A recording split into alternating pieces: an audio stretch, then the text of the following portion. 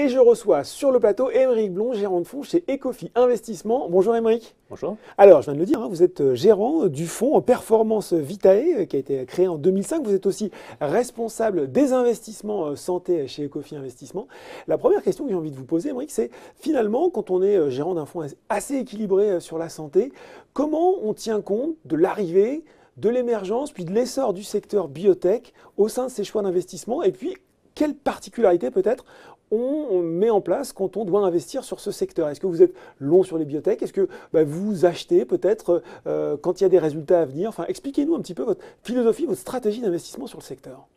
Alors, question difficile, réponse un petit peu plus compliquée aussi. Effectivement, quand on a un fonds un petit peu diversifié, qui ne joue pas les biotech à 100%, on essaie un petit peu de diversifier le risque, d'avoir plusieurs sociétés à des niveaux d'avancement clinique différents, avec un news flow, enfin une actualité financière qui pourrait effectivement s'étaler un petit peu plus dans le temps pour permettre d'animer le cours de bourse. Mais surtout, on fait attention à cette maturité clinique et bilancielle, puisque effectivement la composante trésorerie est assez importante pour ces dossiers-là. Et donc on essaie un petit peu de mitiger le risque avec ça. C'est un espèce de support un petit peu pour le cours de bourse également. Ça veut dire que vous n'investissez pas dans des sociétés où, par exemple, les résultats sont trop tôt, ou en tout cas les résultats ne sont pas assez avancés peut-être? Alors c'est effectivement une problématique qu'on a en France. C'est le fait que certaines sociétés se cotent un petit peu trop tôt. Je pense qu'il y a des tours de private equity, de business angel qui sont manquants en France et qu'on a aux États-Unis. Il manque quelques millions. Et 1 ou 2 ans d'avancement dans les essais cliniques quand les sociétés souvent se cotent en France, ce qui entraîne un petit peu des déserts en termes d'actualité financière et d'actualité clinique. Donc pendant un moment, les sociétés ont un petit peu de difficultés et passer ces 1 à 2 ans post-introduction en bourse, ça se stabilise, voilà, ça se stabilise, le cours remonte puisque effectivement l'actualité revient. Et enrichit un petit peu la vie de la société d'un point de vue boursier. Est-ce que ça veut dire que quand vous investissez, c'est un peu dans la question que je vous posais, vous dites, bon, j'en prends pour 5 ans, pour dire les choses très simplement, ou est-ce que vous dites, voilà, la prochaine échéance, ce sont les résultats, peut-être le titre va bien performer, à ce moment-là, je ferai des arbitrages. Comment ça se passe? Rares sont les dossiers qui sont capables de durer dans le temps comme ça pendant 5 ans, avec très peu ou pas d'actualité. Parce que effectivement, tout au long du temps, elle consomme de la trésorerie, ce qui déprécie un petit peu la valorisation de la société intrinsèque. Donc, c'est un arbitrage où on se pose la question de savoir si on entre dans le dossier par pure conviction, en se disant c'est un champ thérapeutique dans lequel je veux absolument être, quel que soit l'état de développement clinique, ou alors on se dit là le dossier arrive à maturité, on arrive à un stade où il peut se passer quelque chose. L'actualité clinique, que ce soit dans des phases cliniques avancées ou pas, ça peut être des phases assez natives, enfin assez tôt dans le développement clinique. C'est vraiment une question d'arbitrage d'un point de vue conviction et il y a un peu de pragmatisme et aussi, pragmatisme financier, parce que quelque part aussi on répond auprès des investisseurs dans nos fonds de la performance de nos fonds, et on a cette problématique de créer de la performance en permanence, malheureusement, qui nous empêche parfois d'avoir des positions qu'on tient sur le long terme, et quels que soient les aléas boursiers, quels que soient les moins-values potentielles à un moment donné, etc. Alors, puisque vous parlez des aléas un peu des marchés financiers, quel est votre regard sur l'environnement macro entre guillemets, pour le secteur santé aujourd'hui? On voit que c'est toujours très dynamique sur le Nasdaq, il y a des introductions en bourse de biotech toutes les semaines avec des montants très impressionnants. À côté de ça, on a les propos de Donald Trump récents qui font écho à ceux qu'on avait entendus pendant la campagne présidentielle il y a 2 ans. Donc là, il s'agit de dire Trump nous dit qu'il va peut-être réimporter des médicaments à l'étranger pour avoir des prix plus faibles et faire baisser le coût des médicaments. Comment vous appréhendez cet environnement? Alors aujourd'hui, effectivement, on a une nouvelle attaque contre le prix des laboratoires où on dit ça coûte trop cher. Ça coûte trop cher, notamment aux États-Unis. Il n'est pas normal qu'aux États-Unis, on paye les médicaments 2 à 3 fois de manière plus chère qu'en Europe. c'est vrai que dans les faits, il n'a pas tort. Alors après, ça peut mettre en question pas mal de choses au sein de l'économie de la santé telle qu'elle est conçue aujourd'hui. Ces prix de médicaments, il ne faut pas l'oublier, permettent après aux laboratoires de générer des profits, de faire des partenariats plus tard en distribuant de l'argent à des laboratoires auprès desquels ils auraient externalisé la R&D. Faire effectivement des opérations de croissance par croissance externe, donc en achetant les sociétés, qui auraient fait les innovations à leur place. Enfin, c'est une menace diffuse finalement qui ne vous freine pas aujourd'hui. Non, cas. non. Voilà. Et d'ailleurs, le marché s'est un petit peu désensibilisé de tout ça. On voit que le marché a répondu de manière beaucoup plus neutre, entre guillemets, à ce qui s'était passé en 2015-2016. On voit que ça avait beaucoup moins réagi. Alors, bon, après, on peut envisager plusieurs scénarios, mais bon, aujourd'hui, vers lequel je tendrais à privilégier, c'est que on arrive à un ajustement entre les États-Unis et l'Europe, où peut-être on augmenterait les prix en Europe et baisserait les prix aux États-Unis, de manière à faire une espèce de moyenne tarifaire qui égaliserait un petit peu les choses et rendrait le système qui ne nuirait pas au système tel qu'il est aujourd'hui, ne nuirait pas à la R&D des grands laboratoires et permettrait d'avoir un certain sentiment d'équité entre les zones géographiques. Okay. On voulait parler aussi avec vous des valeurs que vous suivez et que vous avez également dans votre fonds. On voulait commencer par une qu'on ne connaît peut-être pas forcément, qui s'appelle le Mitra, qui est un laboratoire belge et qui est spécialisé dans les pilules contraceptives de 4e, 5e génération et également des pilules pour accompagner la ménopause, médicaments pour accompagner la ménopause, avec, je crois, une actualité chargée l'année prochaine, premier trimestre 2019, puis tout au long de l'année. Absolument. Donc effectivement, on a cette société belge qui est dans la santé féminine. Et, presque 900 millions d'euros de capitalisation pour les gens qui nous regardent. Absolument. C'est une société qui commence déjà à faire du chiffre d'affaires en vendant effectivement cette pilule de 4e génération qu'elle a déjà en portefeuille, qui a un profil d'effet secondaire plutôt correct par rapport à ce qui se fait déjà sur le marché. Et aujourd'hui, ils arrivent effectivement avec en laboratoire, en clinique, une pilule de 5e génération qu'on n'a nulle part dans aucun autre laboratoire. Aujourd'hui, c'est un petit peu un monopole qu'ils ont clinique sur cette génération-là. Encore moins d'effets secondaires, c'est ça l'enjeu? Oui, c'est ça. L'idée, c'est qu'effectivement, on a eu effectivement pas mal d'inquiétudes et d'articles de presse récents sur les santé, les problèmes de santé que pouvaient les effets secondaires que pouvaient apporter effectivement occasionnés par ces pilules qu'on prenait souvent sur le long terme, donc effectivement des dégradations de santé sur le long terme, et donc des profils thérapeutiques qui étaient insuffisants quand même, pour des médicaments comme ça qu'on prenait de manière régulière, en l'occurrence tous les mois.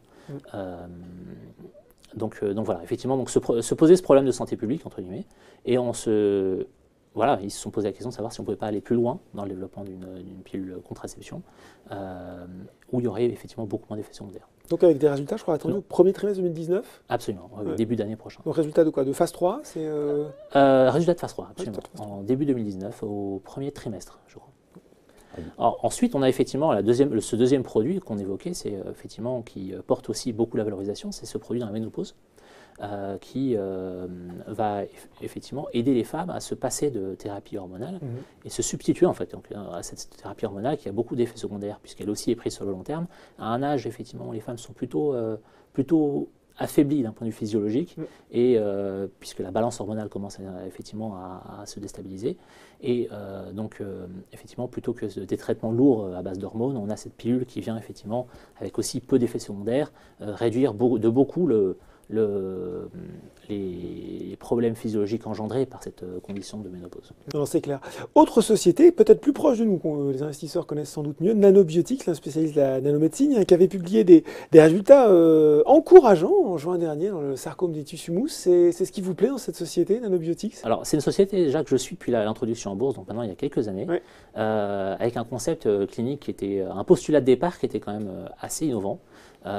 Cette capacité à injecter un produit sur le site tumoral, capter la radiation lors de la radiothérapie et de la rediffuser de manière amplifiée au sein de la tumeur, sur les cellules cancéreuses, et pour préserver au maximum les cellules saines qui seraient autour des cellules cancéreuses. Donc effectivement, il y a un postulat de départ qui est très attirant. Alors, Les essais cliniques se sont poursuivis, se sont succédés et ont montré effectivement des avancées très intéressantes. Les derniers résultats, les derniers résultats ont été les premiers résultats de phase Alors, 3, je sais qu'effectivement, il y a comme on parle de population encore assez faible en termes d'un point de vue clinique, l'efficacité statistique est toute relative. Et puis, effectivement, quand on a quelques dizaines de patients, on a effectivement les données par patient. Donc, on se dit tout de suite, effectivement, on peut constater un petit peu de faiblesse ou ce n'est pas 80% des patients qui sont adressés et concernés par la thérapie concernée. Mais là, nous, ce qu'on testait à travers ces essais cliniques, c'était effectivement la capacité des patients à répondre selon certains critères bien établis. Donc là, aujourd'hui, effectivement, on va arriver dans des essais cliniques un peu plus construits, où on va avoir plus de patients, et on va effectivement tester de manière un peu plus rationnelle, avec effectivement ce qu'on appelle des p-values, c'est une efficacité statistique plus importante et plus regardée par les autorités réglementaires. Alors aujourd'hui, effectivement, on a validé qu'il y avait un certain nombre d'effets bénéfiques pour les patients, avec effectivement des fortes réductions des tumeurs concernées. On a à tel point qu'effectivement, on s'est demandé si on ne pouvait pas décliner ça sur de nombreux types de tumeurs. Donc, effectivement, dans le portefeuille produit, le pipeline, on a toute une série de tumeurs qui sont en cours d'essai clinique. Donc ça va contribuer à l'actualité clinique future. Mais alors là, vous nous parliez de votre philosophie d'investissement. Là, pour le coup, Nanobiotics, vous y êtes sur le long terme, parce que vous y êtes depuis l'introduction en bourse. Oui. Ou est-ce qu'il y a des catalyseurs en particulier que vous allez jouer dans les 6 ou 12 mois?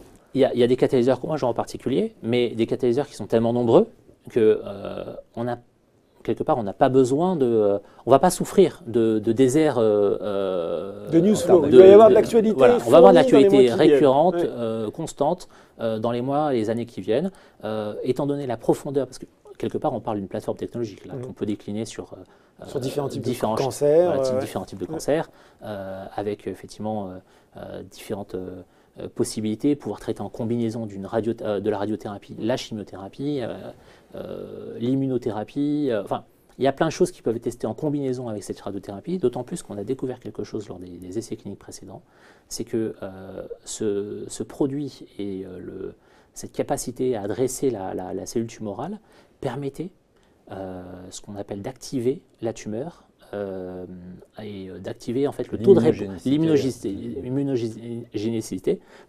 des tumeurs vis-à-vis des traitements de chimiothérapie. Donc des tumeurs qui ne répondaient pas ne répondaient qu'à la radiothérapie et pas à la chimiothérapie devenaient sensibles à la chimiothérapie et à certains types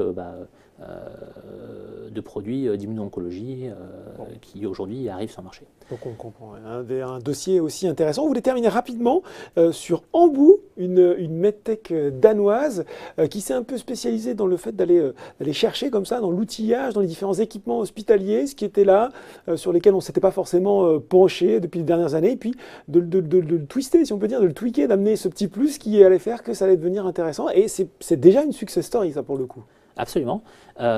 Au départ, c'était effectivement cette société que vous décrivez, qui était une société qui prenait des produits existants dans la medtech pour les blocs d'urgence, blocs opératoires, etc.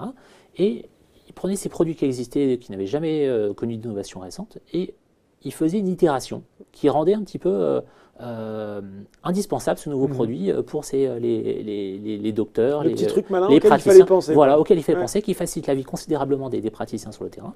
Et quelque part, on réussit à se rendre indispensable sur beaucoup de produits dans beaucoup d'hôpitaux à travers le monde. Et ils sont arrivés effectivement avec un postulat de base en se disant, effectivement, qu'est-ce qu'on constate et quel est le taux de plainte plus important des hôpitaux? C'est on fait des endoscopies et on a des taux d'infection qui sont très importants. On a des coûts très importants pour nettoyer ces endoscopes qui ne sont pas à usage unique aujourd'hui, mais qui, le postulat d'Ambu, vont le devenir à terme. Donc c'est des endoscopes qui sont réutilisables, donc ils doivent être nettoyés pendant 2 heures, donc ça fait des taux de disponibilité très, très faibles, ça a un coût très important, et effectivement on a ces infections hospitalières engendrées qui en découlent. Et donc ils ont réussi effectivement à mettre au point cet endoscope à usage unique, donc jetable. Et donc il y a un écran, il y a une tige en fibre optique, il y a tout ce qu'il faut pour faire un vrai endoscope et pour effectivement répondre aux besoins des praticiens sur le terrain. Et donc une solution pertinente. Et ils ont réussi donc à aller voir ces hôpitaux et à se substituer aux solutions existantes. Et aujourd'hui, ils sont la seule solution d'endoscope jetable sur différents champs thérapeutiques, et d'autres champs thérapeutiques vont venir se greffer en plus plus tard. Donc on pense à l'ORL, le cardiaque. Exactement. Et on parle de plusieurs dizaines de millions de procédures par an dans le monde. Donc effectivement, c'est un marché extrêmement important. Quand on sait qu'une procédure d'endoscopie effectivement coûte à un hôpital $350, plus de $350, elle nous est facturée encore plus, de manière plus importante. Donc effectivement, eux arrivent avec cette solution, ils se sont positionnés à un prix inférieur, en plus ça c'est au prix unitaire de ces procédures, $300. Et comparé à 350, voilà, comparé à 350. Ils ont des concurrents sur ce terrain-là, des grands groupes, parce que c'est un monde de grandes sociétés. Là, on n'est plus dans. Oui, alors effectivement, au départ, c'était un marché très important, un marché adressé par un grand acteur qui était quasiment en monopole, c'était Olympus, et en endoscopie cardiaque, il y avait Boston Scientific aux États-Unis et Olympus au Japon. Donc effectivement, ces gens-là étaient un petit peu en oligopole / monopole. Et Ambu est arrivé à révolutionner un petit peu le marché comme ça, et a aujourd'hui des taux de croissance très importants sur cette activité-là, qui fait déjà un tiers de son chiffre d'affaires. C'est des taux de croissance de plus de 40% par an. Justement, ils doivent craindre d'un réveil de ces géants un peu endormis sur le sujet? C'est comme partout dans les situations monopolistiques. Les situations monopolistiques sont appelées à être challengées un jour, à être Ils ont un peu de marge, est-ce que vous Voilà, ils ont un peu de marge. Les nouveaux produits, il faut les faire valider par les autorités réglementaires, FDA, autorité réglementaire européenne. Il faut inventer le produit aussi et pouvoir avoir des prix de revient unitaires quand même qui soient au niveau de ce que Ambu arrive déjà à faire. Donc il y a une courbe d'apprentissage et puis il y a une courbe réglementaire qu'il va falloir respecter, ce qui fait que la concurrence aujourd'hui n'est pas encore positionnée et ne sera pas positionnée avant plusieurs années. Bon, bah écoutez, merci pour ces 3 sociétés, Mitra Nanobiotics et Ambu. Merci d'avoir été avec nous, Aymeric Blon. Merci à vous. Merci Pierre-Louis. Merci Laurent. Et bien voilà, ce numéro du Journal des Biotech est désormais terminé. Nous aurons le plaisir, Pierre-Louis Germain et moi, de vous retrouver dans une nouvelle édition dans 2 semaines. À bientôt.